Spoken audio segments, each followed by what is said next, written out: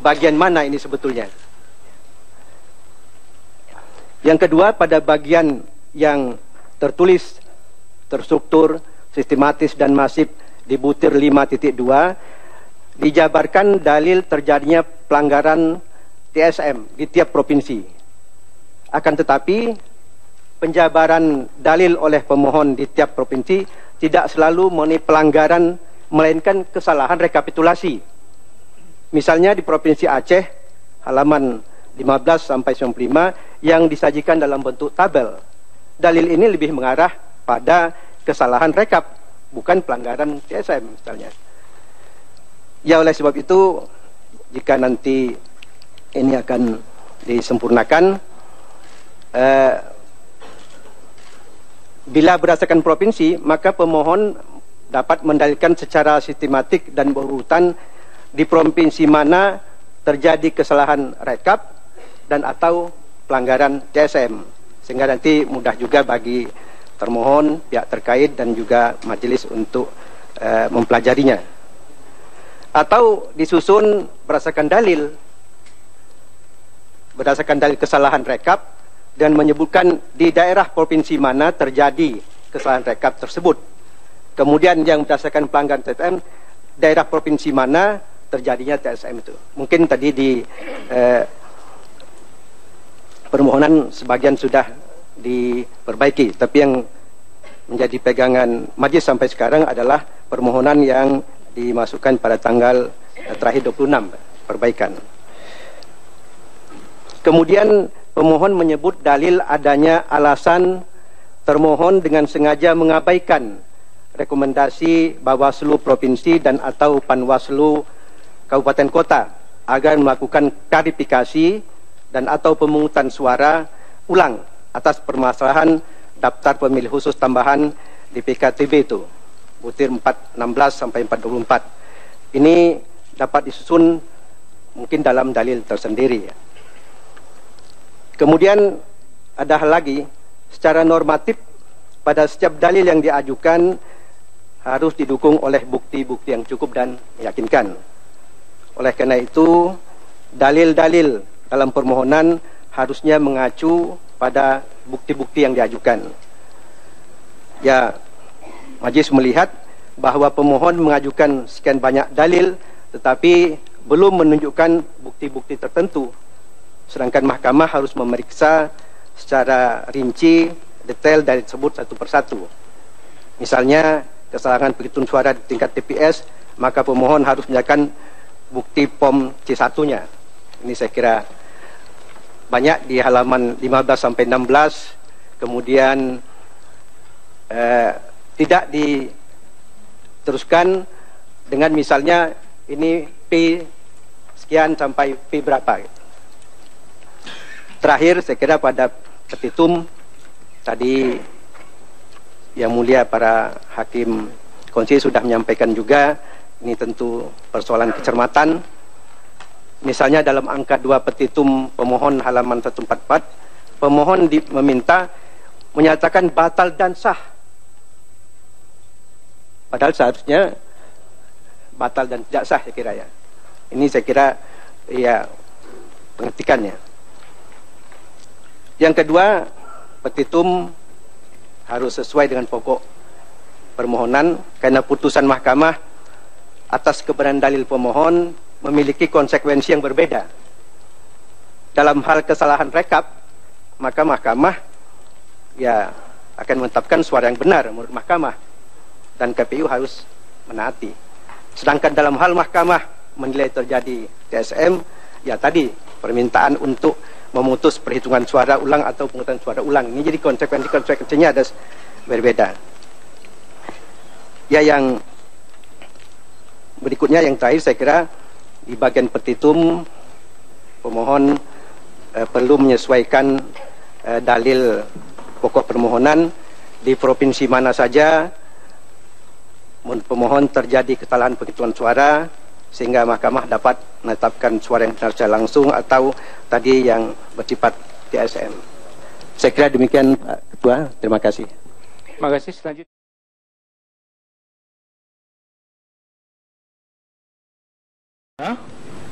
Terima lebih baik. Kemudian halaman 102, tadi Bapak Muhammad Alim yang mulia sudah menyampaikan Sumsel ditulis dengan sumbar. Di bawahnya juga ada Bengkulu, itu ditulisnya Babel. Ya, Bengkulu Babel itu lain. Jadi yang dipersoalkan Bengkulu kok malah Babel yang ditulis, ya. Kemudian halaman 109 juga demikian.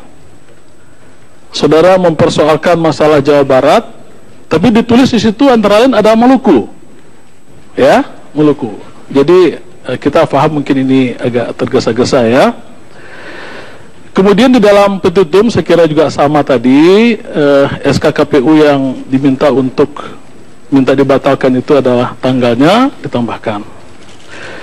Kemudian satu hal lagi yang sangat penting lagi menurut hemat kami, karena saudara selalu bicara tentang masalah TSM, bisa diberikan satu gambaran secara tersendiri yang dimaksud dengan TSM itu apa, sehingga dia bisa masuk pada dalil-dalilnya. Tapi kalau semuanya TSM tapi dalilnya tidak menyentuh situ, Pak Wahidudin Adam tadi sudah menyampaikan. Jadi tolong jelaskan yang dimaksudkan oleh pemohon TSM itu apa, ya? Jadi supaya lebih sempurna. Saya kira demikian. Terima kasih, Ibu Maria, ada silakan. Terima kasih Pak Ketua. Ya, saya karena terakhir sudah banyak yang memberikan tanggapan, tapi saya akan menguatkan kembali penomoran dari permohonan ini. Karena kalau pemohon mengajukan 33 provinsi, maka provinsi terakhir di sini provinsi 32, Papua Barat. Sedangkan ada satu provinsi, Provinsi Bali, halaman 124, tidak ada angkanya. Sehingga di situ. Jadi mohon penomorannya ini dituliskan dengan baik. Ada Kepulauan Riau, halaman 106, tidak ada datanya di sana. Dan untuk memudahkan pemeriksaan antara dalil dan alat bukti yang diajukan, mohon setiap dalil yang diajukan kemudian dituliskan kemudian dalilnya alat bukti nomor berapa, ya. Seandainya pun ada saksi yang akan mengajukan kesaksian untuk mendukung dalil tersebut, mohon namanya siapa dicantumkan dalam dalil tersebut. Saya rasa itu Pak Ketua. Terima kasih. Silakan. Ya, makasih. Silakan Pak. Ya. Yang terakhir, karena sudah banyak, saya hanya mengingatkan pada pemohon, termohon, dan pihak terkait untuk memperlancar jalannya sidang. Yang pertama, untuk surat kuasa. Ini surat kuasa, ternyata fakultas hukum di Indonesia jumlahnya banyak. Ini semuanya sarjana hukum semua. Jadi produk hukum ternyata luar biasa. Karena mendirikan fakultas hukum itu paling mudah. Tapi begini, untuk pemohon itu ada 31 kuasa yang belum menandatangani. Nanti supaya dilengkapi, ya. Ada 31 nama yang dicantumkan tetapi belum tanda tangan. Kalau memang tidak tanda tangan, dibuang saja, ya, karena keabsahan dari surat kuasa ini. Kemudian surat kuasa untuk Komisi Pemilihan Umum juga satu orang yang belum tanda tangan. Saya lihat Dr. Absar itu belum tanda tangan. Jadi nanti supaya dilengkapi. Untuk pihak terkait juga banyak yang belum tanda tangan. Ada 36 kuasa yang belum tanda tangan supaya dilengkapi. Kalau tidak tanda tangan, dibuang saja, ya. Itu yang pertama. Kemudian yang kedua, untuk memperlancar jalannya sidang, perlu saya sampaikan, bukti tertulis itu sangat penting. Sehingga tadi secara sistematis, baik pemohon, termohon maupun pihak terkait, baik di dalam permohonan, jawaban, dan keterangan pihak terkait, itu langsung supaya bisa mengcover bukti tertulisnya itu di mana. Kalau pemohon itu P1 sampai berikutnya itu di cover di situ, sehingga memudahkan kita semua. Kemudian juga termohon itu begitu juga. Jawabannya, yang mementahkan dalil pemohon juga bisa nanti bukti T berapa. Saudara, saat ini kami masih berada di Mahkamah Konstitusi untuk mengikuti jalannya sidang perdana gugatan Prabowo Subianto dan Hatta Rajasa atas keberatannya terhadap pemilihan presiden 2014 kemarin. Dan saat ini sidang masih berjalan di dalam ruangan dan sidang belum selesai dan masih mendengarkan berbagai keterangan dan juga keberatan.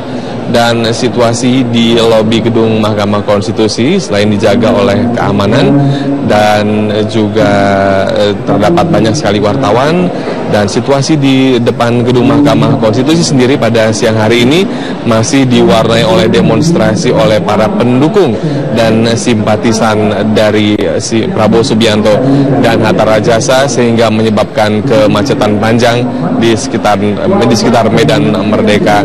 Dan rencananya sidang akan dilaksanakan sampai dengan pukul 1 siang nanti dan akan dilanjutkan pada hari lainnya.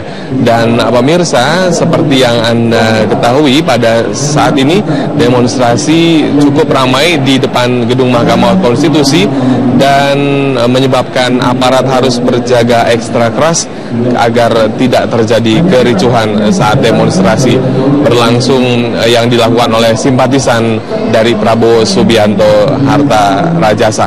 Dan pemirsa, untuk mengetahui bagaimana jalannya sidang di dalam gedung Mahkamah Konstitusi, kita ikuti dan kita saksikan yang berikut ini.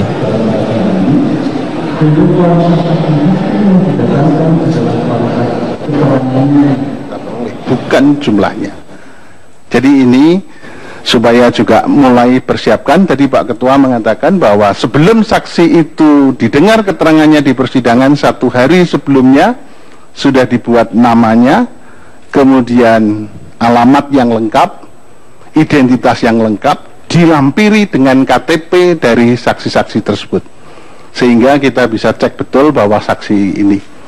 Pengalaman selama ini dalam pemilu kada terutama, saksi-saksi itu kita bisa meyakini bahwa dengan melihat gesturnya saksi ini bohong, meskipun sudah disumpah tapi bohong, sehingga tidak meyakinkan hakim sama sekali.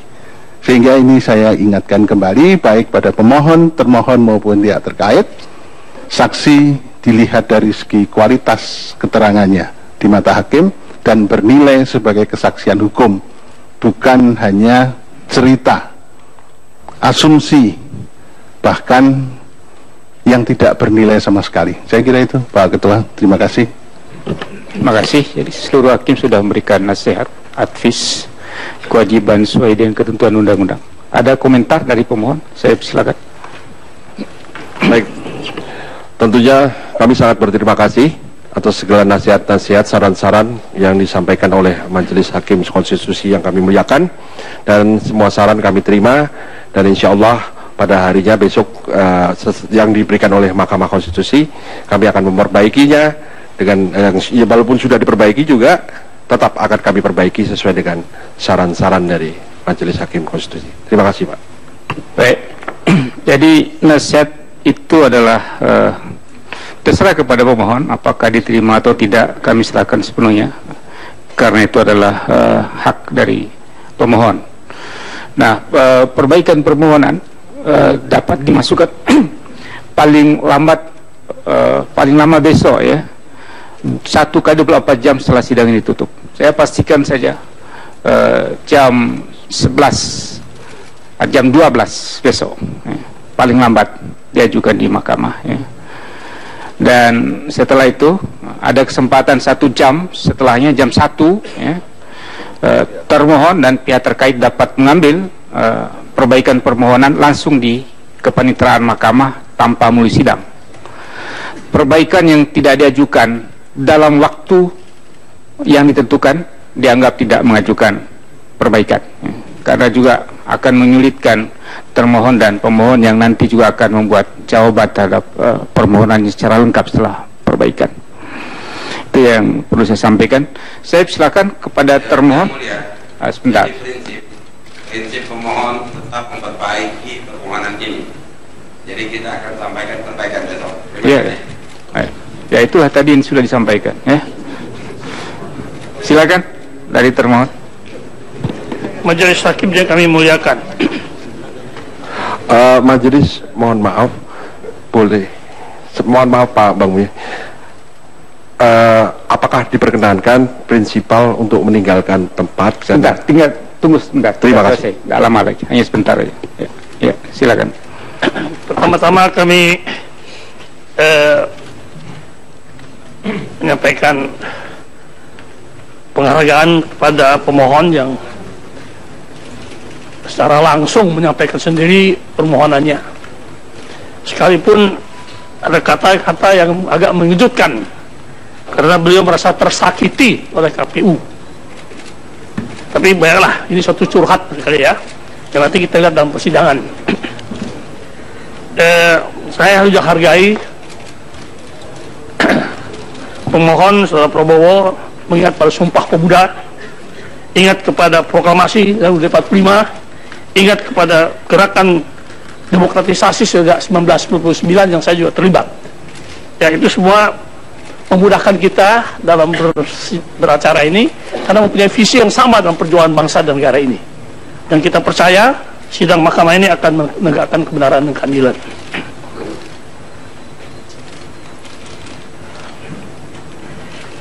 Ada hal-hal lain yang ingin saya sampaikan.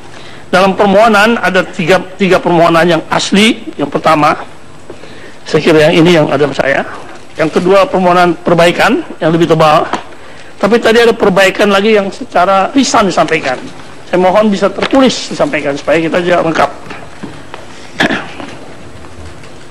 Iya, nanti Pak Boyok, besok yang terakhir yang diperbaiki itulah yang nanti akan dijawab. Ya, tengah waktu ya. Iya.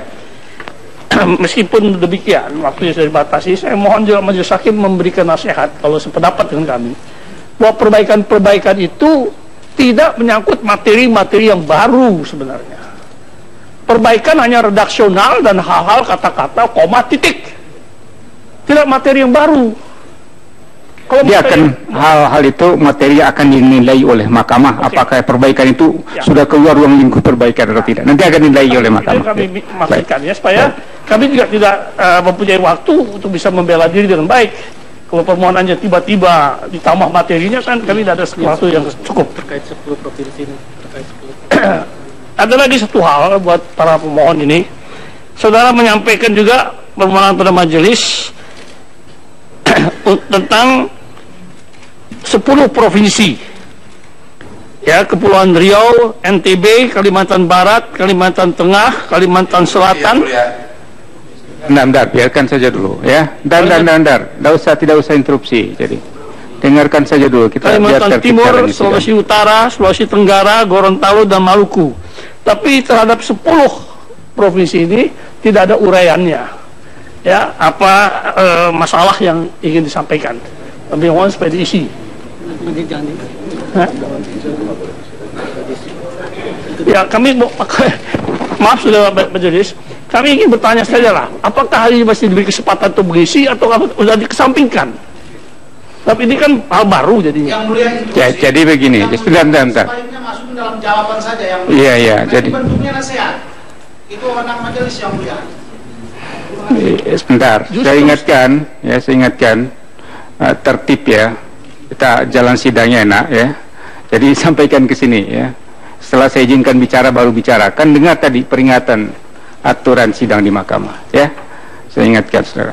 Ya, jadi silakan. Kami ingin minta kebijaksanaan majelis, apakah terhadap 10 provinsi yang tidak ada uraiannya ini dianggap masih ada diberikan kesempatan untuk memperbaiki atau kita kesampingkan? Majelis lah yang mempunyai kebijaksanaan untuk menentukan. Ya, baik. Terakhir, kami hanya mengimbau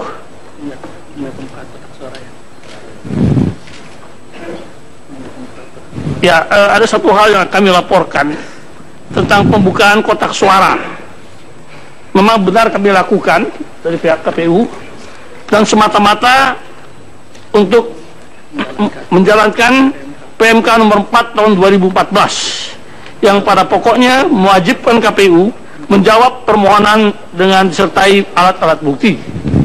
Dan rangka itulah ya, pembukaan kotak adalah keniscayaan bagi KPU, sebab seluruh bukti yang diperlukan ada di dalam persidangan terdapat dalam kotak tersebut. KPU dapat memberikan klarifikasi bila ada pertanyaan lebih lanjut. Terima kasih. Akhirnya, saudara majelis, kami menghimbau agar sidang kita ini bukan saja menegakkan keadilan prosedural, tapi kita bersama-sama mencari keadilan substantif. Terima kasih. Baik, terima kasih kuasa dari termohon. Yang pertama bahwa masih ada kesempatan bagi pemohon untuk menyampaikan perbaikan permohonan 1x24 jam setelah ini.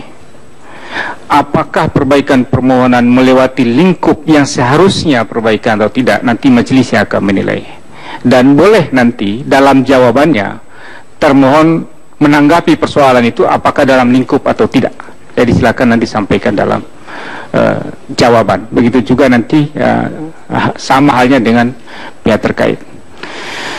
Kemudian yang kedua, persoalan kedua disampaikan oleh kuasa hukum termohon mengenai pembukaan kotak suara.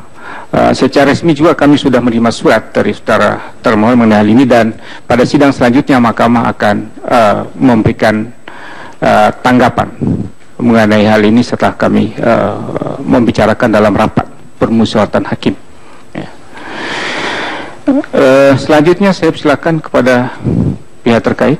Ringkas saja, karena nanti toh ada kesempatan untuk memberikan jawaban ya. Terhadap permohonan tidak usah ditanggapi lebih dulu, nanti langsung dalam keterangan pihak terkait ya.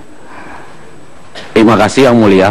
Saya kira setelah mendengar nasihat dari Yang Mulia yang cukup komprehensif, saya kira kami pihak terkait tentu akan menunggu perbaikan permohonan dari pemohon yang kemudian akan kami jawab, tentu dengan limitasi waktu yang cukup buat kami melalui Majelis Hakim Yang Mulia pada sidang berikutnya. Terima kasih Yang Mulia. Baik, terima kasih. Jadi sekali lagi saya ingatkan pemohon untuk mengajukan perbaikan permohonan paling lambat besok ya, jam 12 jam 12. Termohon dan pihak terkait dapat mengambil perbaikan permohonan itu setelah itu, setelah jam 12 ya. Yang kedua, sidang berikutnya akan dilaksanakan pada hari Jumat ya, tanggal 8 Agustus 2014 dimulai pukul 9 pagi ya. Acaranya adalah jawaban dari termohon ya, kemudian keterangan dari pihak terkait, keterangan dari Bawaslu, dan sekaligus pada saat itu majelis minta kepada pemohon untuk menyampaikan bukti tulisan. Pada sidang selanjutnya akan disahkan karena akan diverifikasi lebih dulu. Kemudian termohon dan pihak terkait menyampaikan bukti tulisan pada sidang selanjutnya, yaitu pada hari Senin tanggal 11. Nanti setelah melihat bukti yang diajukan oleh pemohon, termohon dan pihak terkait dapat memberikan bukti lawan terhadap bukti-bukti yang diajukan oleh pemohon dan diajukan pada hari Senin. Walaupun demikian, masih ada kemungkinan untuk menyampaikan bukti-bukti tambahan selama proses persidangan pembuktian itu berlangsung ya. Tapi ini untuk mempermudah, karena sambil sidang berjalan kami harus mempelajari dan memverifikasi bukti itu, dan kami mendalami satu persatu selama proses sidang itu berjalan. Karena itu kami membutuhkan betul bukti-bukti ini diajukan lebih dulu untuk dipelajari oleh majelis. Kemudian yang ketiga, kita juga merencanakan pada hari Jumat itu langsung memeriksa saksi ya. Saksi dari pemohon. Untuk tahap awal ya, kami merencanakan masing-masing 50 saksi ya. Dilihat alokasi waktu akan ditambah lagi, dan seterusnya sampai alokasi waktu itu habis ya. Jadi apakah nanti hanya 50 masih 50 atau berapa, nanti kita lihat alokasi waktunya ya. Alokasi waktu yang sesuai dengan yang tadi saya sudah sampaikan pada awal sidang. Nah, untuk tahap pertama masing-masing mengajukan 25 orang saksi, 25 pemohon, 25 termohon, 25 pihak terkait. Setelah itu 25 pemohon, 25 termohon, 25 pihak terkait. Jadi begitu selanjutnya dalam sidang-sidang selanjutnya. Nah, untuk saksi ini sekali lagi saya ingatkan agar 1 hari sebelumnya disampaikan nama-nama. Kalau tidak 25 bisa mengajukan langsung 50 atau lebih dari itu untuk diverifikasi lebih dulu oleh mahkamah. Alamatnya yang lengkap, alamatnya yang lengkap, agamanya untuk menentukan nanti sumpah kita menyediakan juru sumpah di sini, agamanya karena masing-masing berdasarkan agama. Kemudian fotokopi KTP juga dilampirkan. Kemudian di kolom terakhir adalah pokok-pokok hal apa yang akan disampaikan. Ini untuk memudahkan pengarahan atau jalannya persidangan dalam rangka pembuktian perkara ini. Ini hal yang biasa dalam proses perkara PHPU, baik pemilihan kepala daerah maupun juga pemilu legislatif. Itu hal-hal yang perlu disampaikan untuk diketahui oleh semua, baik pemohon, termohon maupun pihak terkait. Yang Mulia. Masih ada yang mau disampaikan, saya silakan. Terima kasih Yang Mulia. Kami hanya ingin menanyakan terhadap saksi-saksi kami yang ada di daerah yang bisa diperiksa dengan video conference, karena tadi pemahaman kami adalah saksi yang dihadirkan di Mahkamah Konstitusi ini. Nah, bagaimana dengan saksi kami yang ada di 33 provinsi dan seluruh kabupaten kota hingga tingkat TPS? Terima kasih. Ini biasa, kita tetap melakukan melalui video conference. Silakan saja, tidak sempat ke sini, kita sidang melalui video conference. Sama nilainya, nilai pembuktiannya sama. Jadi disiapkan saja. Yang penting 25 dulu, terserah apa dibawa ke sini atau ada di daerah mana. Tapi sampaikan sebelumnya agar disediakan di tempat mana video conference itu akan dilakukan. Agar staf kami ada di tempat video conference itu sudah menyiapkan sebelumnya. Ya. Tadi ya dari pihak terkait. Ya. Izin Yang Mulia. Satu pertanyaan, apakah masing-masing pihak ini bisa melihat bukti yang telah disampaikan supaya kita mengetahui juga bukti apa yang mereka sampaikan? Terima kasih Yang Mulia. Ya, pasti bisa, dan Anda harus dilihat. Anda rugi kalau tidak melihat. Ya, jadi kami akan buka dan kami dibuka di bagian kepaniteraan untuk dilihat buktinya. Ya, silakan saja. Ya, masih ada dari pihak terkait. Satu lagi Yang Mulia, terkait juga dengan bukti. Apakah kami juga bisa mendapatkan daftar bukti yang sudah didaftarkan bersamaan dengan perbaikan permohonan yang disampaikan esok hari? Karena untuk memberikan atau menyusun keterangan pihak terkait, kami pun juga membutuhkan daftar bukti yang sudah didaftarkan oleh pemohon. Terima kasih Yang Mulia. Iya, karena bukti itu kita minta masukkan pada hari Jumat, nanti setelah itu tentu daftar buktinya. Kalau diajukan lebih dulu besok, itu silakan ambil saja kalau memang diajukan besok. Tapi diajukan hari Jumat, tentu setelah itu mahkamah akan memberikan kepada saudara akta bukti dari masing-masing para pihak. Ya. Sedikit Yang Mulia. Paling tidak daftar bukti yang didaftarkan pada saat yang sudah ada nanti akan, sudah ada, ya. Akan kami sampaikan. Ya, silakan dilihat di kepaniteraan. Ya, kalau yang sudah disampaikan. Ya. Baik. Masih ada. Ya. Saya bertanya Yang Mulia, tadi sepengetahuan dan sependengaran saya, Yang Mulia mengatakan sepertinya membatasi saksi paling banyak 50. Apakah benar demikian? Karena kita juga memperhatikan dari hakim yang mengatakan kualitasnya. Nah, pertanyaannya, kalau ada yang kita anggap berkualitas tapi lebih dari 50, apakah masih dimungkinkan? Bukan, jadi ini nih harap dipahami tadi. 50 dulu untuk putaran yang pertama. Kalau waktunya masih panjang, 1000 pun bisa. Kalau waktunya cukup. Jadi itu. Jadi karena itu kita akan putar terus ya. Putar terus sesuai dengan alokasi waktu yang sudah disiapkan untuk pemeriksaan saksi. Bukan 50 saja. Tapi kalau waktunya 50 sudah menghabiskan waktu sampai akhir, ya terpaksa segitu. Jadi itu perlu saya sampaikan begitu ya. Jadi intinya bahwa putaran pertama dulu 50 ya. Saya kira cukup ya. Yang perlu kita tanyakan soal tadi tanggapan dari pihak termohon pembukaan kotak suara. Yang Mulia Bud sudah menerima suratnya tadi. Terus yang mulia menyatakan bahwa ini akan dirapatkan di Majelis Mahkamah Konstitusi. Pertanyaan kami, ini maksudnya dirapatkan dalam rangka mau mengambil putusan selah atau dirapatkan dalam rangka mengambil putusan akhir? Karena pembukaan kotak suara itu setelah kotak-kotak suara itu menjadi objek sengketa dalam perkara ketua. Terima kasih. Kami majelis sudah menyampaikan akan ditanggapi oleh majelis pada sidang yang kedua yang akan datang. Ya, apa tanggapannya nanti dengarkan saja. Ya, itu ya jelas ya.